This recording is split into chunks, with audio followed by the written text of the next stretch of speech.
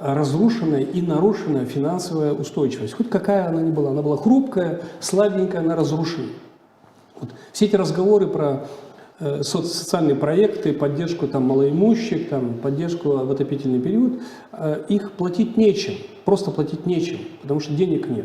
Вот как мы с вами даже проговорили, исходя из плановых, налог на предпринимательскую деятельность, налог на прибыль, там, в принципе, завышенные, плюс часть мы потеряем, бюджет Гагаузии не доберет большие суммы.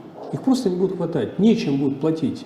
А с учетом того, что мы слышим, что нету никаких проектов, нету никаких инвестиций со стороны республики, это усугубляет ситуацию еще сильнее. Поэтому положение дел, мне кажется, достаточно очень нехорошее. Вот упираться можно, но надо понимать, ради чего, ради кого и ради чего. Вот людям надо понимать.